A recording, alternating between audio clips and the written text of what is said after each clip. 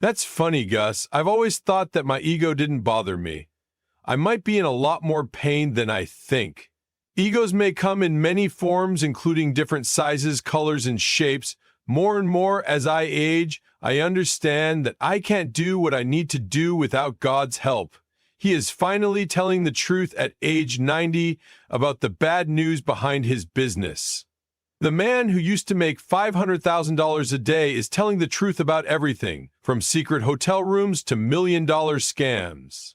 A plan to get back at a bitter enemy, cameras hidden in room 7, and the shocking statement that ruined everything. This is the story that America's most famous televangelist tried to hide.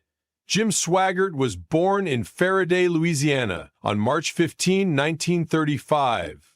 The town was small and didn't have any power or paved roads. His dad, Willie Leon Son Swaggart, played the fiddle and preached for the Pentecostal church. That's what his mother, Minnie Bell Heron, did for a living. Their lives were built around their faith. They were part of the God's Assemblies, a church that thought people could have spiritual skills like speaking in tongues. This love shaped Jimmy from a very young age. Church wasn't just something you did every Sunday. People went there to find hope. That party was loud, sad, and full of music. Her mother sang in the band. During church, his dad played the fiddle. He was born to play music, but he also likes to fight. He gambled and played pool as a teen, but he wouldn't use his singing skills outside of church. He thought that only God should have it.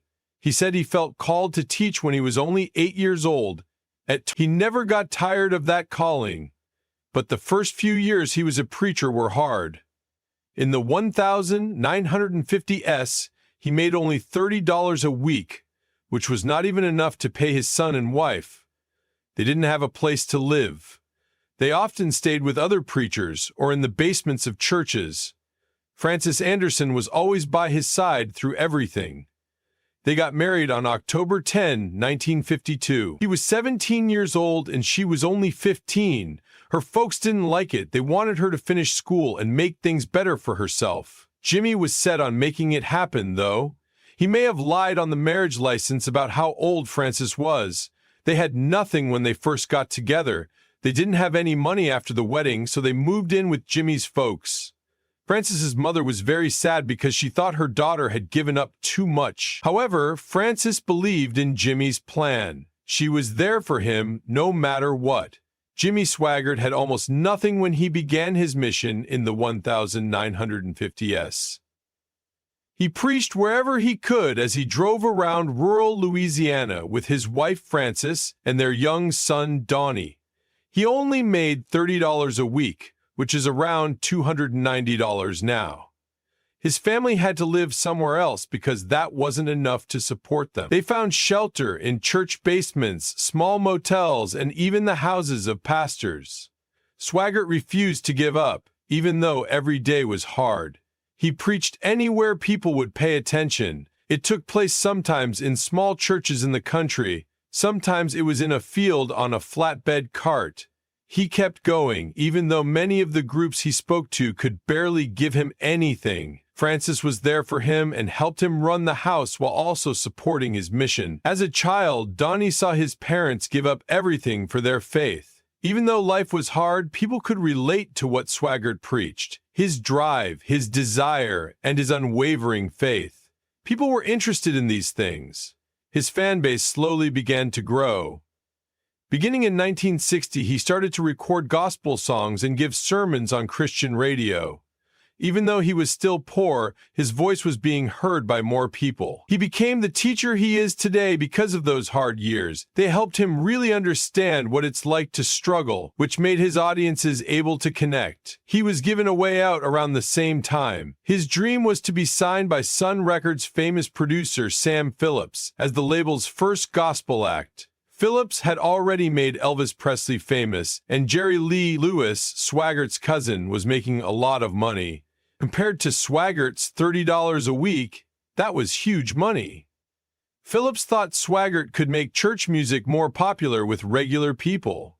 He knew there was a market for his skill because he saw it. He said no, though.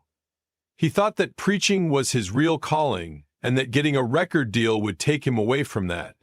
He had more years of struggling financially after he left, but he never looked back. He made gospel records on his own instead, and millions of people bought them through the mail. He was able to use music in his work without giving up what he stood for. It was another big risk for him when he started the Camp Meeting Hour radio show in 1969. It would change everything. It was a small business at first. He mostly paid for it with his own sacrifices and a few gifts. In order to reach as many people as possible, he preached fiery talks and played gospel music, but he ran out of money after only a few shows. He didn't have enough airtime to keep the show going because it cost a lot. He was so desperate that he called for help on the radio. Within a few days, 900 letters showed up, with $3,000 inside. That was enough to keep the program going. After that, the camp meeting time started to get longer. It was on more than 650 stations across the country by the 1970s. His voice was no longer just heard in Louisiana. It was reaching the whole country. When Jimmy Swaggart became a TV minister in 1975, everything changed. His weekly show began on small stations in the area, but it didn't stay that way for long. People connected with his passionate preaching and gospel singing, and in just a few years, he had a huge following. By the early 1980 Swaggart shows were being shown in more than 143 countries and were being translated into many languages. He reached that many people, more than any other televangelist before him. Swaggart's shows were shown on more than 250 TV stations across the United States by 1983. Millions of people watched his daily Bible study shows every day. At his peak, 2.1 million homes in the U.S. watched him every week, making him one of the most watched religious figures of his time. People were interested in him because he could mix fiery lectures with soulful music, making his show an event that everyone has to see. It was just the right time for his quick rise. As streaming technology got better, Swaggart was able to grow even more. By the middle of the 1980s, his shows were being shown in more than just the U.S. People in Asia, Africa, and South America heard them. His impact went beyond religion in a big way. In the 1980s, he was a major player in the Christian right movement and was able to meet with President Ronald Reagan.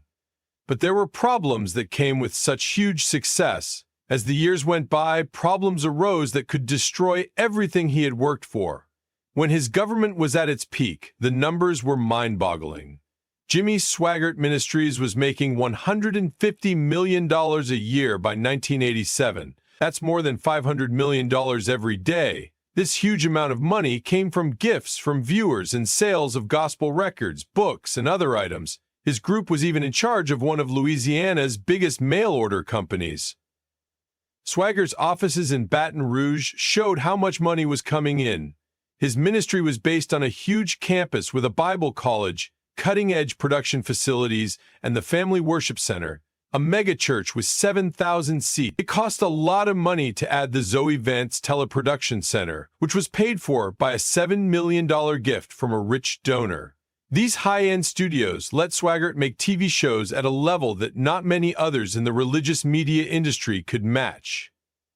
The money also paid for a fancy way of life. The house that Swaggart and his family lived in cost $1,500,000 and was on a 20-acre farm. It had a swimming pool and gold-plated fixtures. He flew in a private Gulfstream jet and drove a pair of expensive cars with his wife. Even though Swaggart ran a mission that didn't make money, he kept financial information secret by calling his group a church, which meant that it didn't have to share its finances with the public. Some people questioned the secret.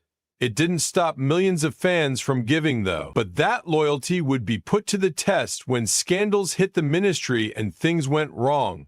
The huge amount of mail that Swaggart's church got was one of the clearest signs of how powerful he was. At its busiest, more than 1 million letters came in every month. The ministry had its own mailing zip code because of all the mail.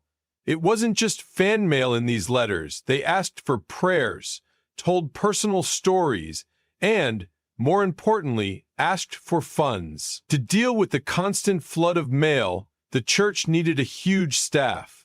The headquarters of Swaggart had a lot of employees, making it one of the biggest companies in Baton Rouge. The letters were also a great way to raise money. They helped the ministry keep track of how engaged its audience was and improve its giving drives, which kept the money coming in. Swaggart had a lot of influence that went beyond TV. Through music and home recordings, he got his word out to millions of people by selling millions of gospel albums and videotapes. Fans were interested in him even when they weren't watching his shows because of his monthly magazine, The Evangelist. He became one of the most important people in televangelism because every platform he used helped him reach more people. Jimmy Swaggart was more than just a speaker. He had a lot of power. His sermons were not quiet times to think. They were raging firestorms full of anger, fear, and threats of punishment. He had more than 2.1 million weekly watchers in the U.S. in the 1980s, which made him one of the most famous televangelists of that time. It wasn't about gently persuasion when he preached. It was meant to wake people up. He drew very clear pictures of hell and heaven,